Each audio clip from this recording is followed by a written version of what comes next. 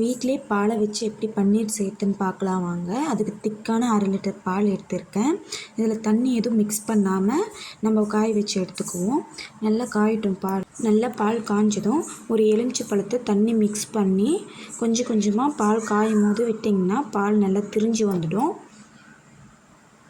நல்லா பால் இந்த அளவுக்கு திரிஞ்சு வந்ததும் கேஸ் ஆஃப் பண்ணிவிட்டு ஆற விட்டுடுங்க. ஒரு கிண்ணம் எடுத்து அதில் நல்லா இந்த மாதிரி காட்டன் துணியை போட்டு கவர் பண்ணிக்கோங்க. நம்ம ஆற வச்ச பாலை எடுத்து இதில் ஊற்றிக்கலாம். நம்ம ஆற வச்ச பாலை எடுத்து இந்த மாதிரி ஊற்றும் போது இதில் தண்ணி தனியாகவும் கடிஞ்ச பால் தனியாகவும் பிரிஞ்சு வந்துடும்.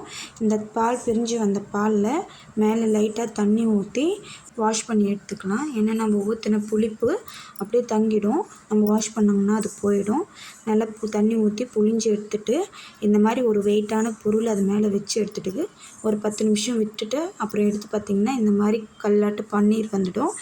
இதை நல்லா நம்ம தேவையான ஷேப்புக்கு நமக்கு கட் பண்ணி எடுத்துக்கலாம். சாம்பிளுக்கு ஒரு பீஸ் கட் பண்ணி காமிக்கிறேன் பாருங்கள். இந்த மாதிரி கட் பண்ணிங்கன்னா ஸ்பாஞ்சாக வந்தால் நல்லாயிருக்கும். உங்கள் வீட்லேயும் இந்த மாதிரி ட்ரை பண்ணி பாருங்கள். என்னோடய வீடியோ பிடிச்சிருந்தால் லைக் பண்ணுங்கள், ஷேர் பண்ணுங்கள், சப்ஸ்கிரைப் பண்ணுங்கள்.